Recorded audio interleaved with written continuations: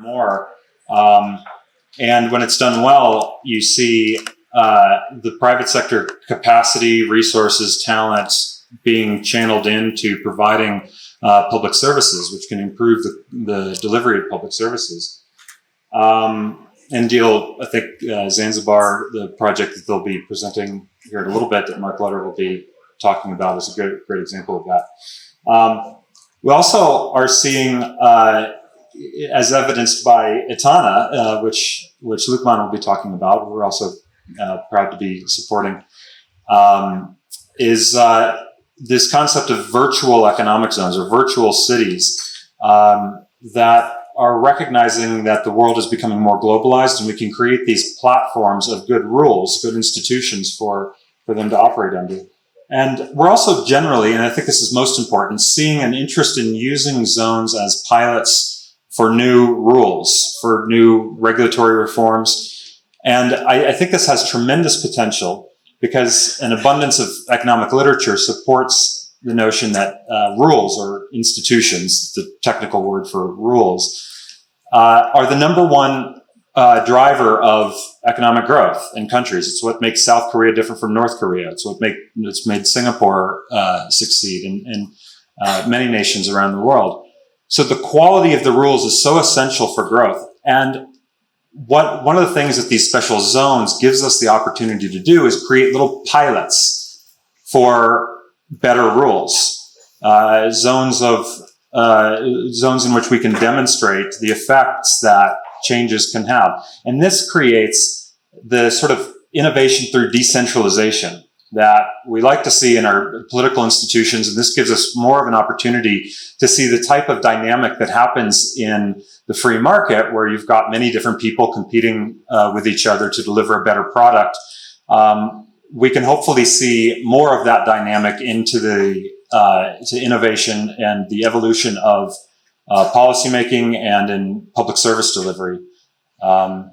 So I think those are sort of some high level. Well, thoughts. Thank you very much, Michael, and I'll definitely come back to that. I'm turning to you, Lukman. You're already a very known personality to this panel, so no need to introduce you in your current role as CEO of Etana, but I did look into your bio. Yes, I did read it. And it says in there, you held the impressive title of Chief Visionary Officer. So I would really love to call on that characteristic of yours. Please share with us your vision on how can digital economic zones contribute to this transition towards new special economic cities globally and specifically here in Africa. Thank you very much. I feel like I'm going to get caught out now because my chief advisor is sitting right next to me. So I wish I could just say everything he said. We're taking notes. So yeah, so if I get you correctly, you're talking about digital free zones, right? And how that can impact the economy and the world. So yeah, so firstly, obviously, what digital free zones are is adopting policy to design zones specifically for the 21st century industries, right? So financial services, and learning from, and what I'll say, and understanding the impact of the internet, right, to the economy and to the world, and the fluidity of services. So obviously, digital free zones are special jurisdictions for global startups, for technology service-oriented companies, any business can operate remotely, right, with no physical presence. So how that can impact the world, right, is that the ability for companies from anywhere in the world, right, without having to physically move to countries and have the challenges of infrastructures in those countries or the lack of talent and such, right, to be able to, with a lower barrier of entry, right, be able to serve markets with their services, right? So it can create lower barriers of service exportation and importation, right? Easier flow of capital, right? Easier setup, easier entry into markets and things like that. And for Africa, it allows us it allows global companies, right, to be able to come into Africa and sort of give them an easier route in, right, without some of the challenges that people face trying to operate from Africa. Does that work for you? It absolutely does. And I will come back with some questions to you around, digital economic zones. You're speaking from zones to cities. Yes. Will there be metaverse cities? Is that the future? Would there be what? Metaverse cities? Metaverse cities. I don't see that coming very soon in Africa, but then yes, I mean, it was one of our ideas at the very beginning. But for now, I think that we're focusing on getting the digital services through, right, before we start thinking of metaverse and things like that. And we have worked with a few people working on that idea. So we should probably talk about that. Yeah, maybe he knows more. We're not into that. Very early stage. Yeah. Perfect. Well, speaking of interesting trends and learning from around the world, Onita, you are an economic affairs officer with the Sub-Regional Office for East Africa of the United Nations Economic Commission for Africa. Wow, I did get that right. Yes, it's a long one. I would love to see your business card. You have also studied extensively the Chinese model and the impact it is having on special economic zones here in Africa. And many of those Chinese zones are actually quite advanced in terms of the transition from economic zones to urban zones in a more integrated way. So what I would love to understand from you is, do you think this Chinese model, if I may call it that way, will have an impact on Africa? And if so, how? Okay. So Andreas, thank you for that question. It's a very pertinent question. It's very close to what I have been following for very many years now. So I'll just have to go a bit in history. 1979, the start of the program of to fund the full modernization program of China back then is when they started this special economic zone program. The aim of it was obviously to get FDI. So initially, as FDI was created under the joint investment venture law in China, the inflow of money that came in obviously necessitated the labor that would have to fuel it. And with that came an influx of people from the rural areas, and therefore that development, economic development, was captured the urbanization process. The key to that was actually a housing subsidy scheme, which has been consistent in the programs of the special economic zones. Now, after 20 plus years, what Shenzhen did, Guangdong, and actually overall China, what they did away with the fiscal incentives that were there, and it merged with the domestic trade area.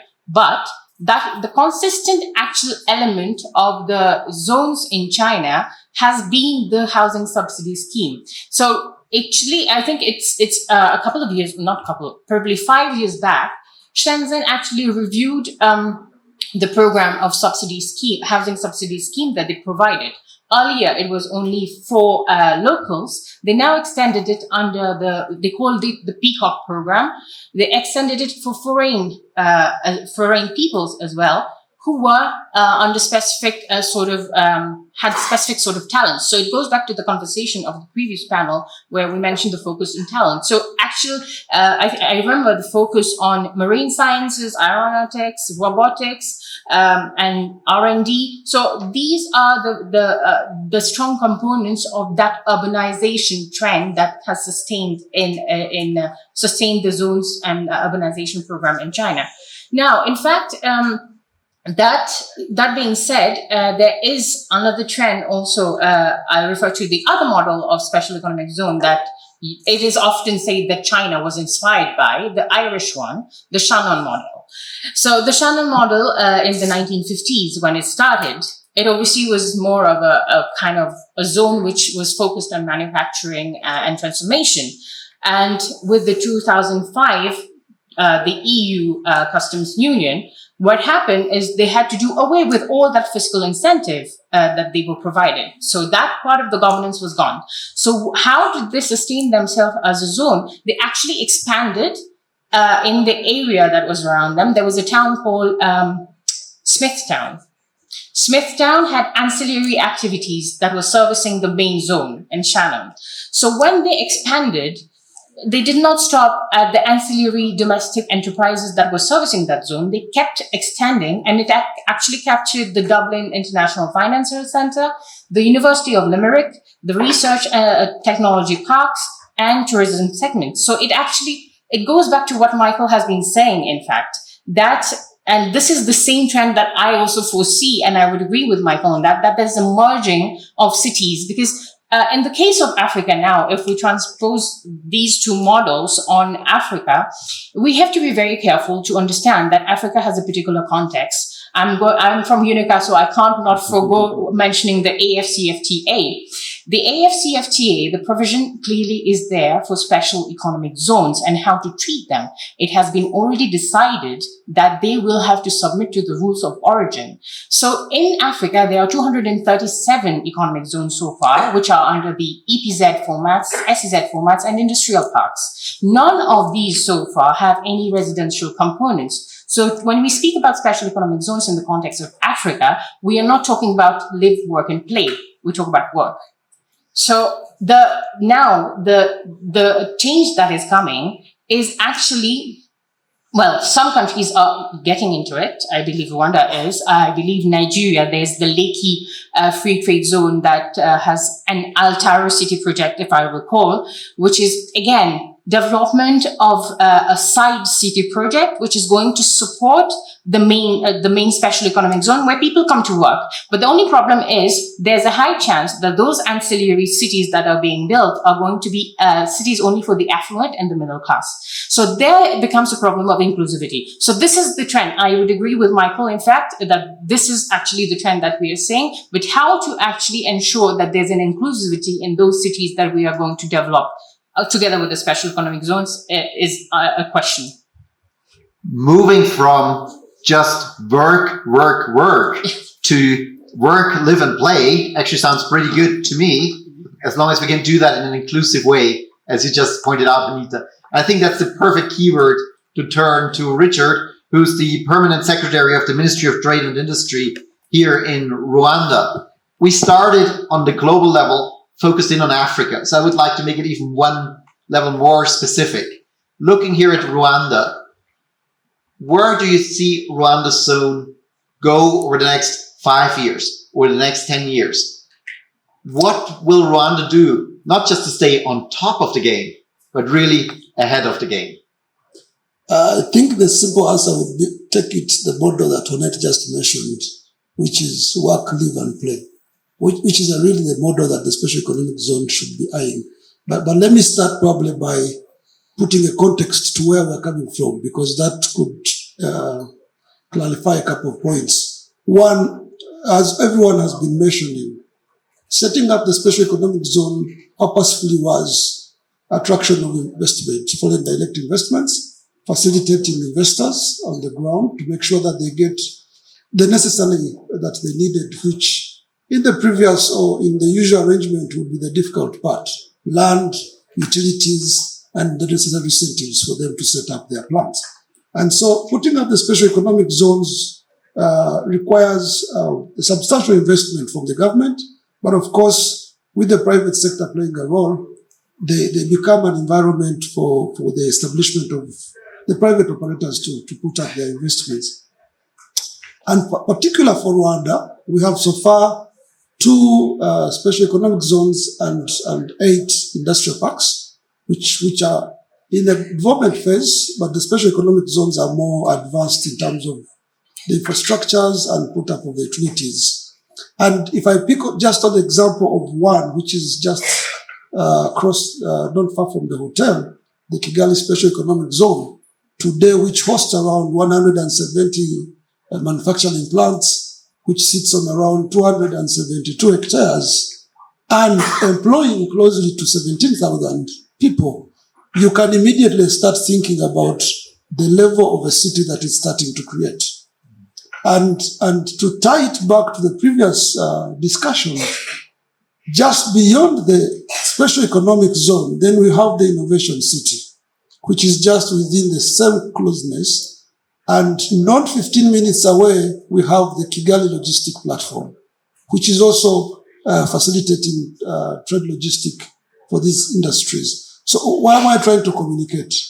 In thinking about these special economic zones, we already foresee the facilitating components that need to come into play. And that is very critical that as urban planning takes shape, that is thought about. Secondly, as much as these investments are economic platforms and hubs, and I think it was even mentioned in the previous panel, who makes the cities are the people. And so building these cities around the people makes it more sustainable. And so the aspect to think about their sustainability, and I come back to Onita's example, where do they stay and what are the creation facilities around them? And that's very critical. But secondly, we also need to think about where those special economic zones are seated in terms of their environmental impact. Where are they? Are they going to last for a certain period of time? Are they going to have a real sustainable model? And so, for us in Rwanda, in our level of emerging these different economic hubs, we foresee, and that's the trend that we are seeing, we foresee a need of one, thinking about the residentials. How do we tie in affordable housing system that facilitate these 17,000 that I'm talking about for one particular special economic zone? How do we make transport system efficient that makes people move around within those areas for work, but also for other related services? And how do we integrate IT, digital technologies? And I think when we talk about, I like the example of one of the presenters, creating this e-commerce platform is one way of facilitating this kind of cities. And so it's all brought together if we think about it, not in the sense of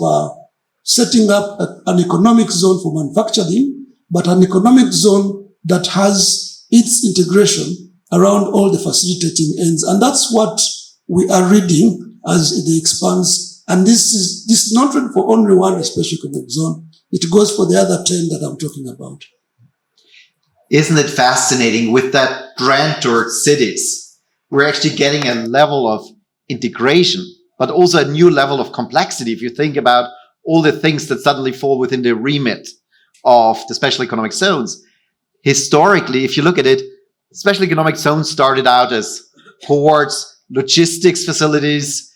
They evolved into trading, warehousing. Then you had some light manufacturing, some integrated manufacturing. Eventually, with the IFC, it jumped towards the services zone. And at that stage, people said, well, why would you do a special economic zone for services? That doesn't make sense. Well, it proved hugely successful. And if you look at some of the more advanced zones now, they have increasing number of hospitality, of residential components, and so on and so forth. But they're still very much business zones, while cities will be integrated. And with that, I would like to turn to you, Christian. You are with the Afrexim Bank as one of their export development managers. And the vision of your bank is described as consistent expansion, diversification, and development of African trade. You could also call it economic, and I would say with that social development, which fits perfectly with the topic of our conference. Mm-hmm. So what I would love to ask you is, you have just heard a number of fascinating trends of incredible ambition of what this movement could achieve. How can Afrexim Bank support, accelerate, and enable those developments for the benefit of Africa? Well, thank you, Andreas. Indeed, at Afrexim Bank, we strongly believe that SEZ industrial parks are the tools that the continent can deploy to fast-track its industrial infrastructure development so that it can promote, as you mentioned, trade, intra-African trade and export development. So we believe as well that SEZ should be designed in a way that it meets the continent's needs as well address its challenge. So it's to understand the local context as well, the economic structure and economic drivers. It's critical to have a successful SEZ. So what we are doing currently at African Bank, we came up with a full package of instruments to support progress the SEZ Industrial Parks initiative. Well, I will first say that we provide, of course, the funding to most of our to projects, but we came out as well with we have our sister company fully owned by African Bank, which is the Fund for Export Development in Africa, who can take equity in the SPV that develop special economic zone.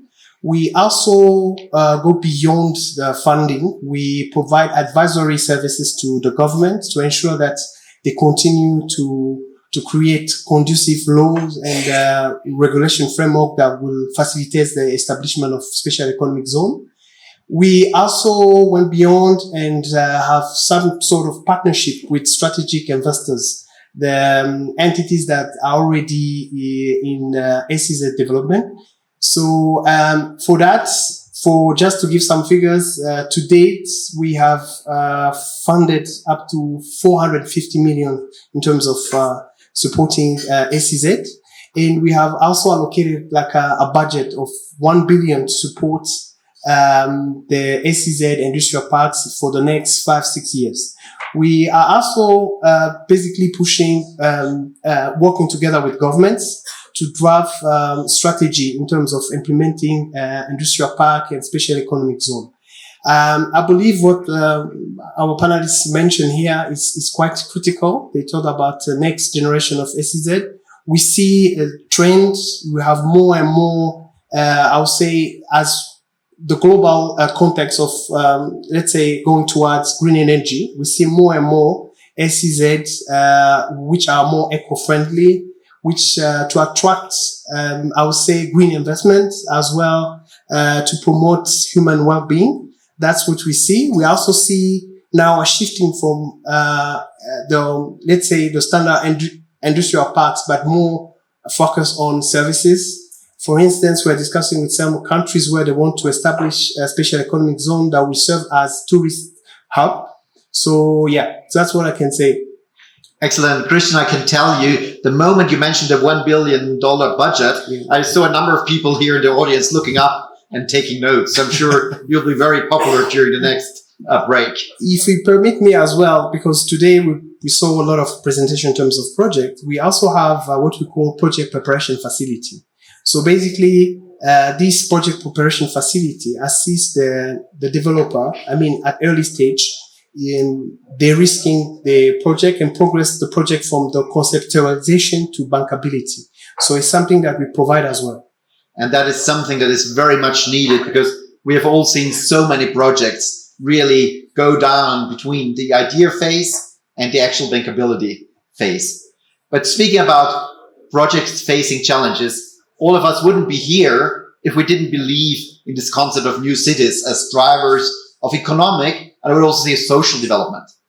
At the same time, those are huge undertakings. So I would like to spend just the next 5-10 minutes actually to talk about what are the major challenges we are foreseeing for the next 5 to 10 years. What are the risks we need to mitigate for? Who wants to take the floor first?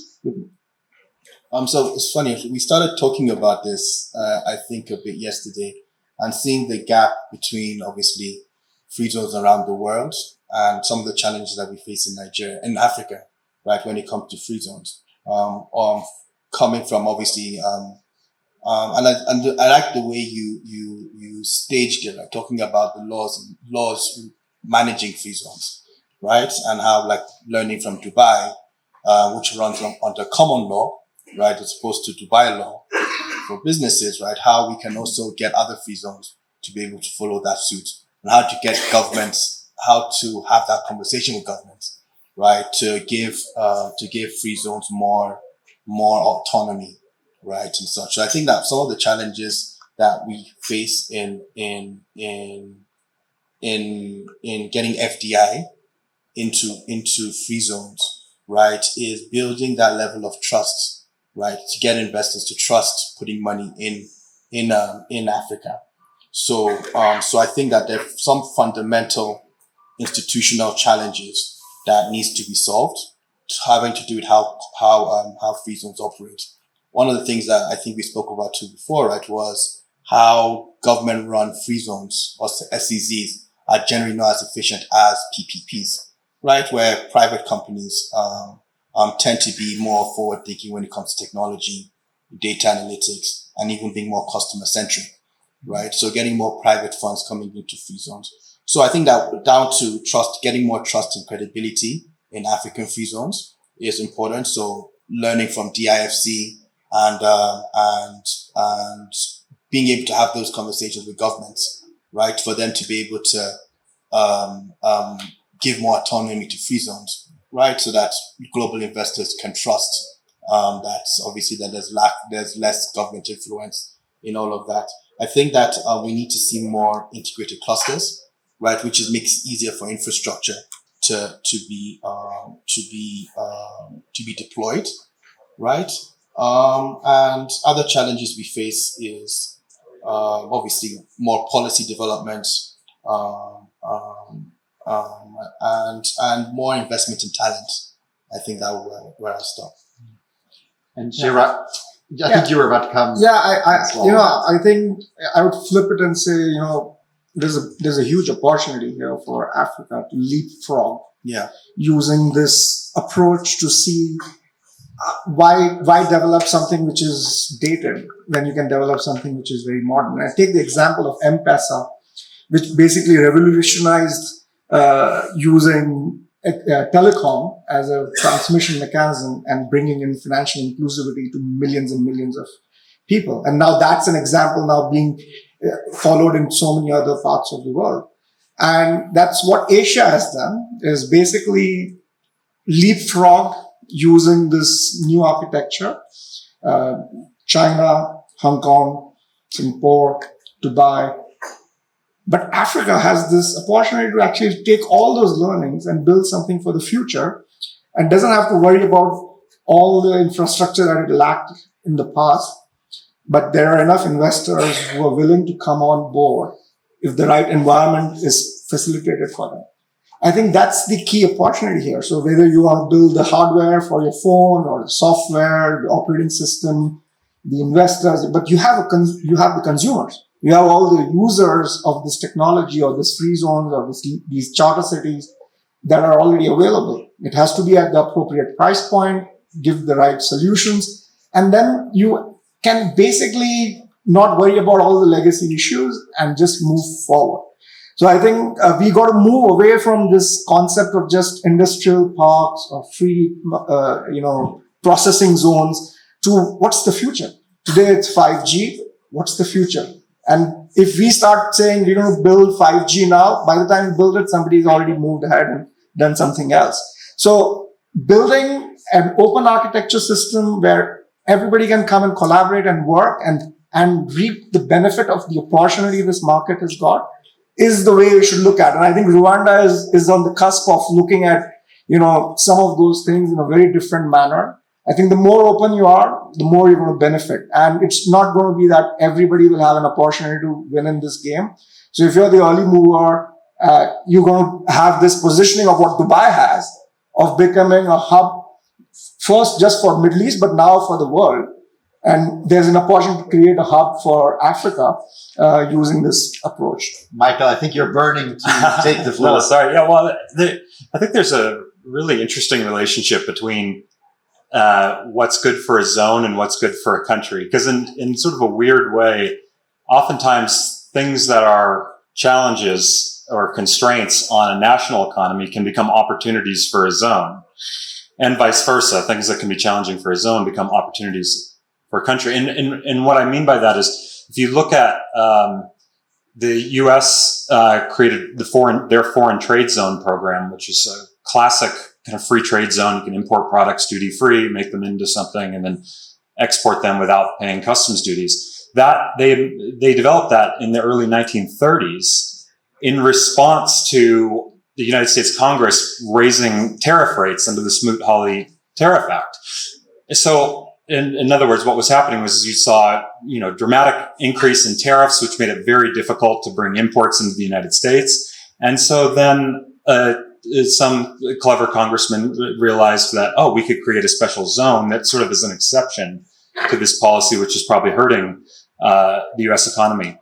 And a similar dynamic happened throughout the 50s, 60s, and 70s, especially in Latin America, where you'd have import substitution policies, which involved very high tariffs. And then sort of in reaction to that, there was a zone started emerging as areas where you're outside the customs territory of the countries. So it can be, in many ways, Dubai, which Chirag and Andreas have worked on.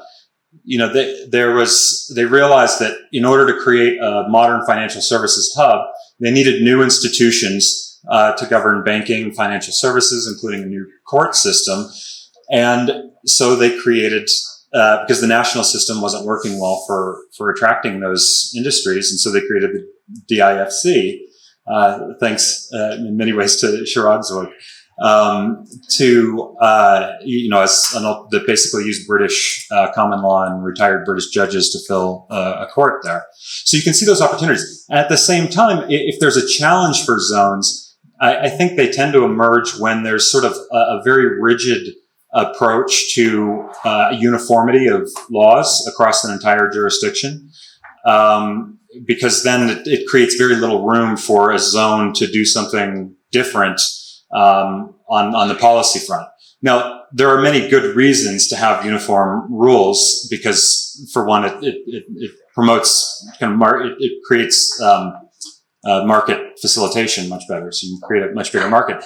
At the same time, one of the downsides can be is it can create limited potential to be testing, experimenting, innovating, and demonstrating the impact of new ideas through these sort of decentralized units.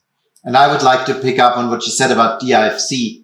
DIFC at the end of the day was created to project trust and credibility. That was really at the core of it. And this was also something that came up earlier on the panel. So I would like to turn to you, Anita, and also to you, Richard, to say, what should zones in Africa do to actually build that credibility, that trust? Or in the case of Rwanda, what are you already doing?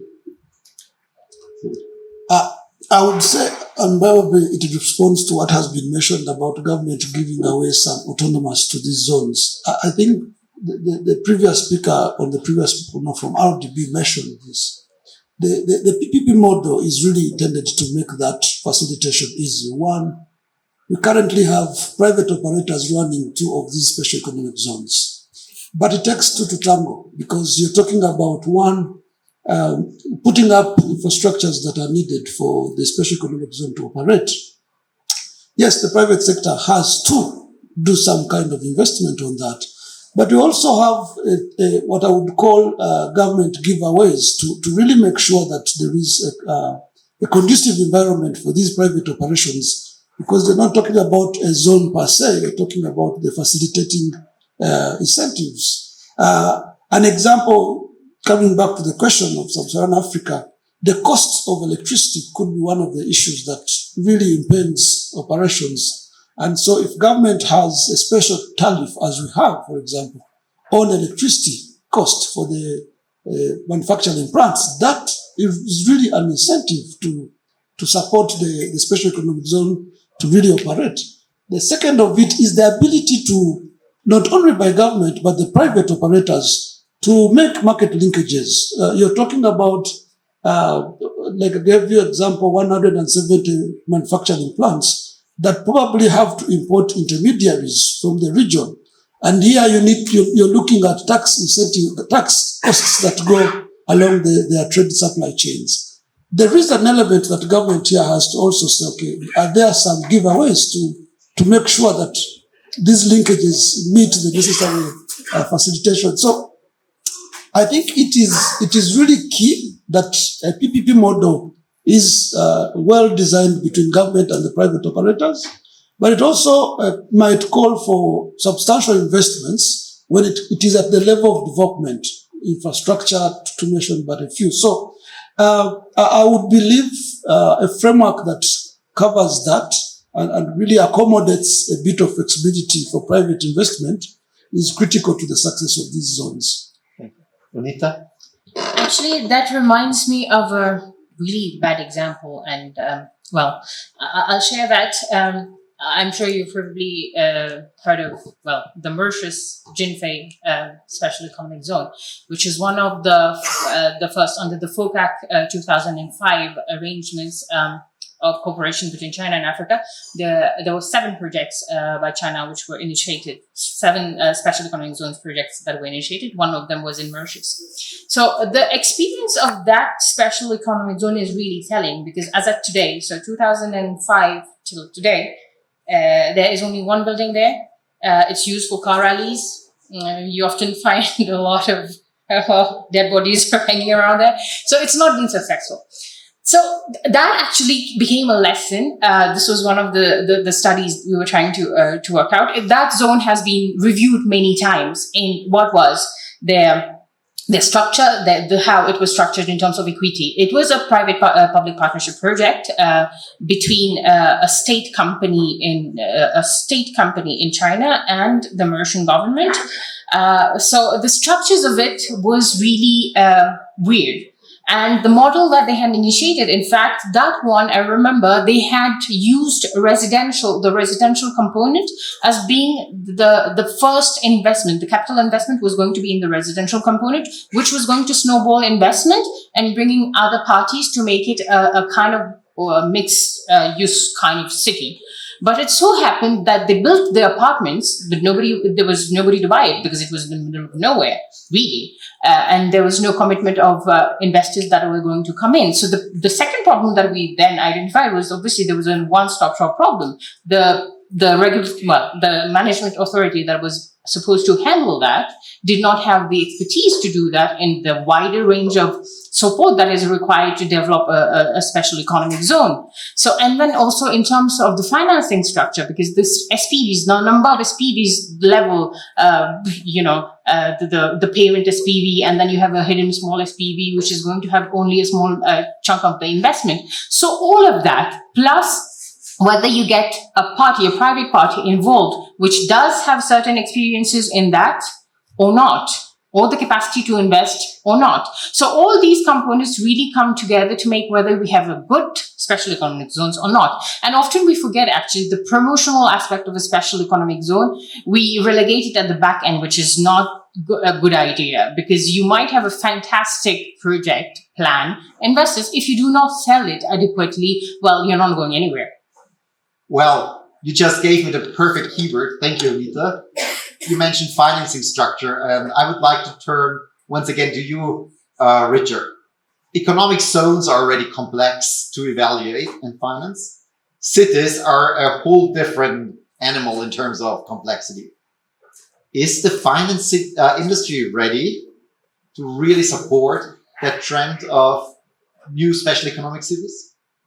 Okay, the question is for me. Okay, Christian. Okay. Sorry. No worry. Yeah, yes. I mean, as my colleague here mentioned, we, as a financier, we look at let's say, at the commercial, technical, financial viability of a project before we take a decision to invest. That's why I was mentioning earlier that it's very key to consider the local context, the economic drivers. So for instance, if the proposal, the project, that new SEZ kind of generation have, if we look at the revenue stream that they've been positioned to have these SEZs being commercially sustainable, as well, of course, to pay back the funding, then we are always okay to support the transaction. But what I'm seeing as well is that the new trend is basically on the SEZ management company. We have seen that initially you'll find that the operator of the SEZ, they were mainly providing the basic services like maintenance, waste management, security.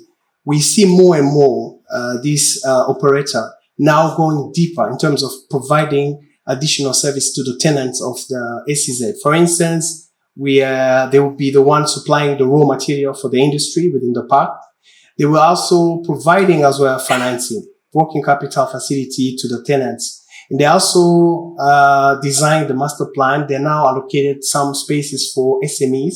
So that's the trend, and that really increased and diversified the revenue stream. So basically, I'll see new, let's say, SEZ generation more and more bringing more services to the zones. So Excellent. Thank you very much. And with that, I would just like to do a very, very quick rapid fire round. We're talking about exciting trends here. 15 to 30 seconds each. What is the most exciting thing, the most exciting trend you would like to leave with our audience? I would say that build something for the future. Don't look at the past. Otherwise, you'll end up with what Mauritius has as a free zone. So the opportunity is there to actually look at the best available in the world and try to even improve on that.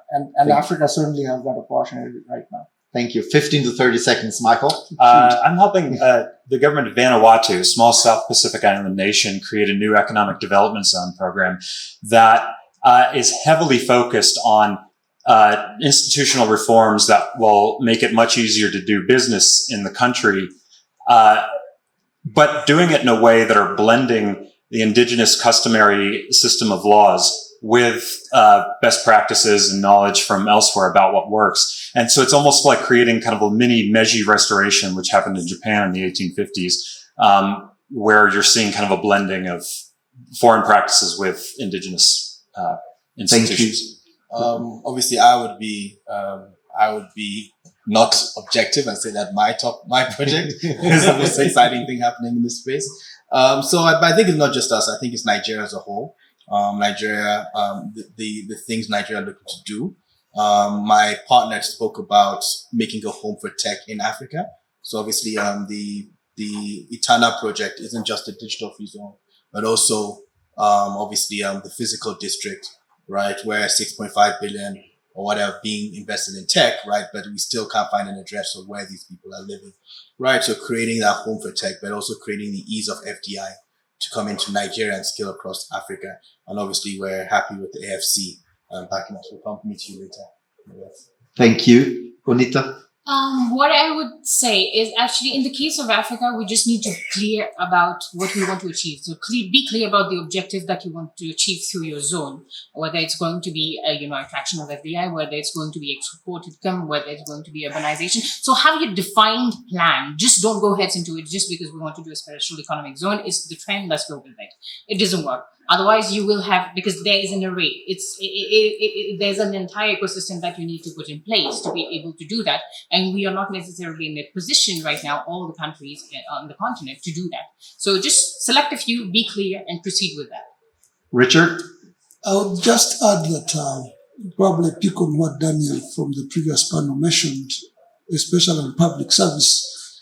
Here, the concept is tell us what you want to do and how do you want us to help. And that's what the government role is. Let us facilitate you. And definitely, secondly, I would say Rwanda is still open. Rwanda has been open, and the safety is an opportunity for us. Thank you. Yes, You have the last word. Yes, as I say, local context is key to ensure that you have a successful SEZ. And secondly, I would say I will advocate for more collaborative approach between all stakeholders, government, private sectors, and policymaker expert. I think that's the way to go. And I believe then the next 5 years we'll have more and more of this SEZ. Thank you very much. We're looking forward to working, living and playing in the new special economic cities. Please give a big hand to the panel.